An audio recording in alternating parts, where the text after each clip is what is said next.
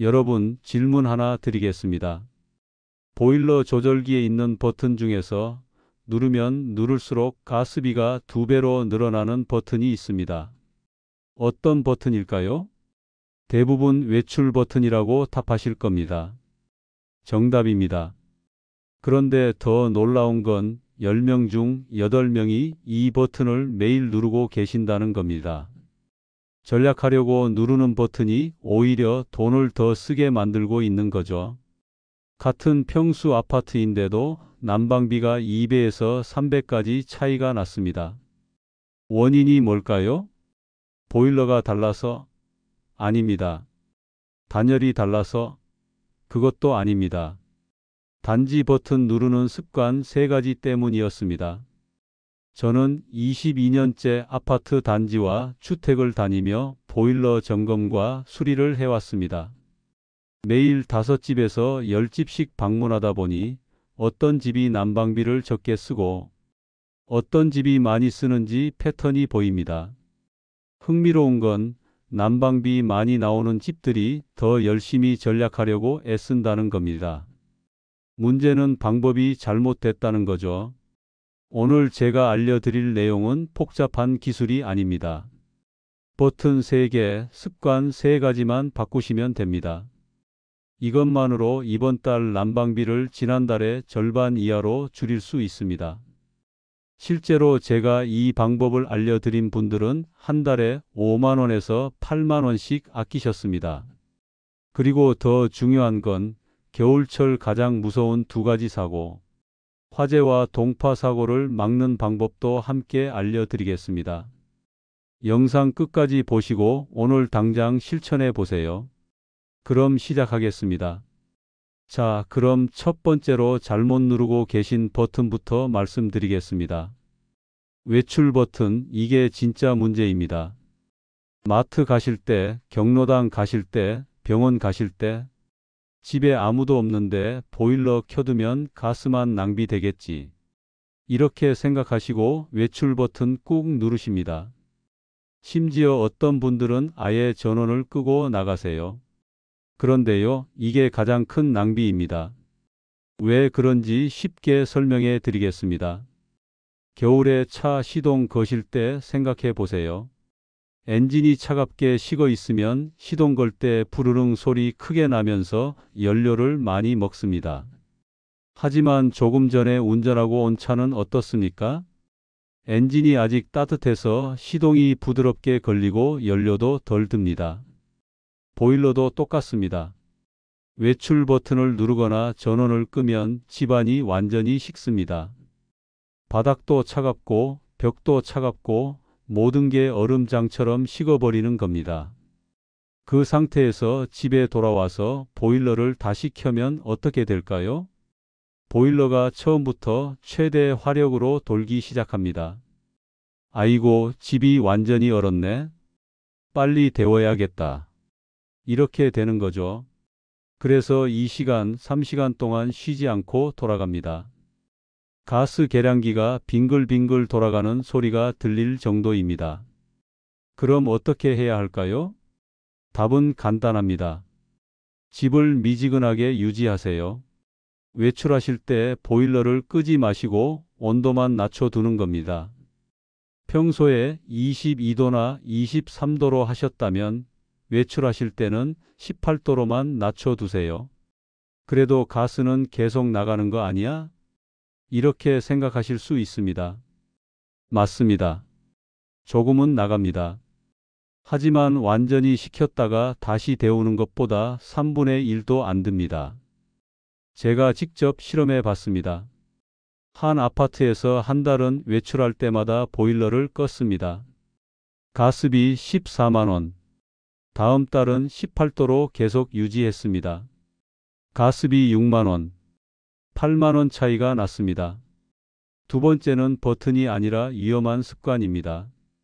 전기장판, 이게 생명을 위협합니다. 보일러 가스비 아까워서 나는 전기장판만 켜고 자. 정말 많은 어르신들이 이렇게 하십니다.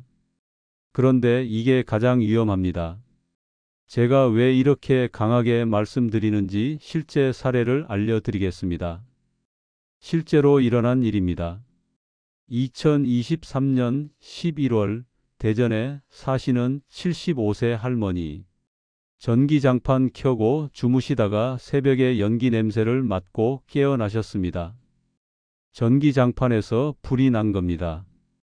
다행히 이웃이 119에 신고해서 목숨은 건지셨지만 집은 다 타버렸습니다. 또 다른 일도 있습니다. 경기도 수원에 사시는 68세 할아버지. 전기장판을 약으로 켜고 주무셨는데 아침에 일어나 보니 종아리에 물집이 생겼습니다.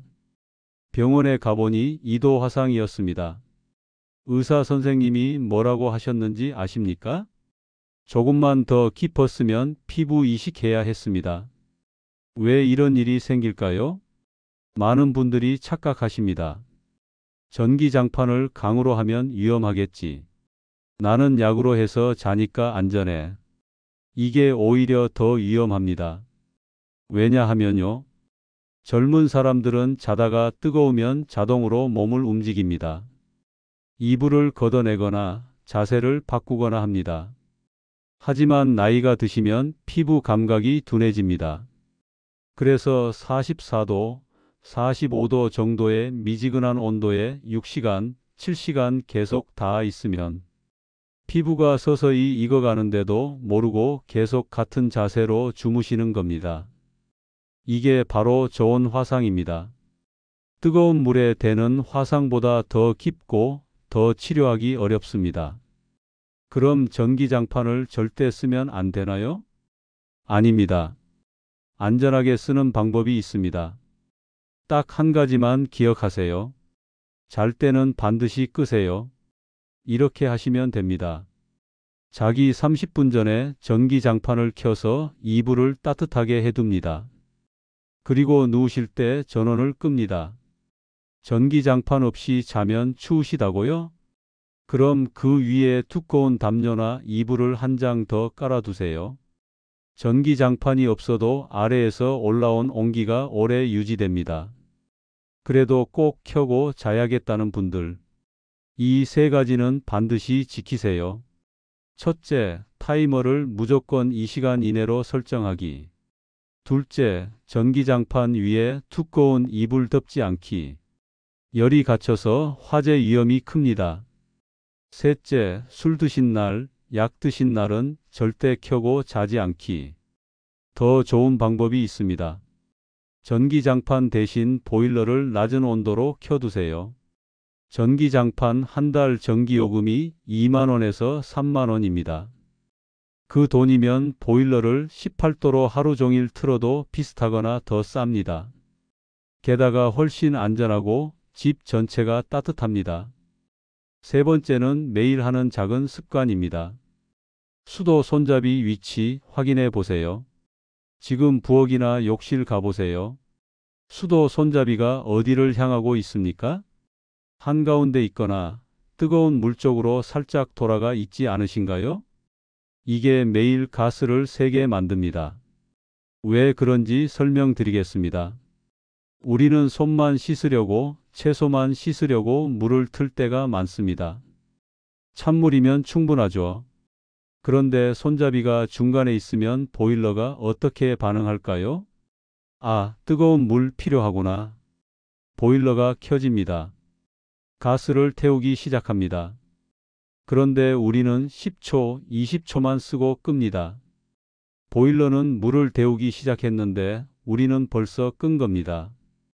가스만 낭비된 거죠. 이게 하루에 10번, 20번 반복됩니다. 한 달이면 엄청난 낭비입니다. 해결책은 너무 간단합니다. 수도 손잡이를 항상 완전히 찬물 쪽으로 돌려두세요. 설거지할 때, 샤워할 때만 따뜻한 물 쪽으로 돌리시면 됩니다. 이것만 해도 한 달에 10,000원에서 20,000원 아낄 수 있습니다. 온수 온도 설정도 중요합니다. 보일러 조절기 보시면 온수 온도가 있습니다. 약, 중, 강 또는 숫자로 되어 있죠. 많은 분들이 강으로 해 놓으십니다. 온수가 잘 안 나올까봐. 그런데 이게 가스 낭비의 주범입니다. 온수를 강이나 60도로 설정하면 물이 펄펄 끓습니다. 그럼 우리가 그대로 씁니까? 아니죠. 너무 뜨거워서 찬물을 섞어서 씁니다. 생각해 보세요. 가스로 물을 펄펄 끓여놓고 다시 찬물로 식혀서 쓰는 겁니다. 이게 말이 됩니까? 이렇게 하세요. 온수 온도를 중으로 맞춰 두세요. 숫자로 되어 있으면 40도에서 42도면 충분합니다. 샤워할 때도 설거지할 때도 전혀 불편하지 않습니다. 오히려 딱 적당합니다. 제가 이렇게 안내해 드린 집들은 한 달 가스비가 2만 원에서 3만 원씩 줄었습니다. 네 번째는 많은 분들이 전략이라고 착각하시는 습관입니다. 안 쓰는 방 밸브 잠그지 마세요. 우리 집 작은 방 아무도 안 써. 창고로만 쓰거든. 그래서 거기 보일러 밸브 꽉 잠가뒀어. 이렇게 하시는 분들 정말 많습니다. 논리적으로 맞는 것 같죠? 안 쓰는 방까지 데울 필요 없으니까. 그런데요, 이게 두 가지 큰 재앙을 부릅니다. 첫 번째 재앙, 배관이 터집니다. 밸브를 완전히 잠그면 그 방 배관에 물이 안 흐릅니다. 한겨울에 강추위가 오면 어떻게 될까요? 배관 속 물이 얼어서 얼음이 됩니다. 물은 얼면 부피가 늘어나죠? 그럼 배관이 견디지 못하고 뻥하고 터집니다. 터지면 물이 쏟아져 나옵니다.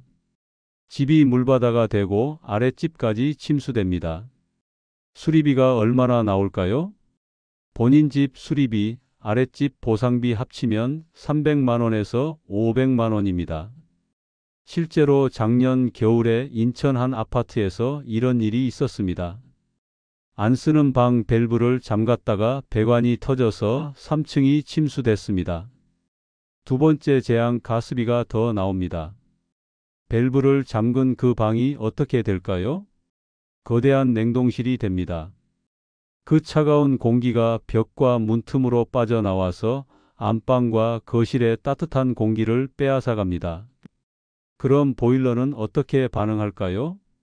왜 자꾸 온도가 떨어지지? 더 세게 돌려야겠다. 보일러가 더 자주, 더 오래 돌아갑니다. 결국 가스비는 더 나오는 겁니다. 그럼 어떻게 해야 할까요?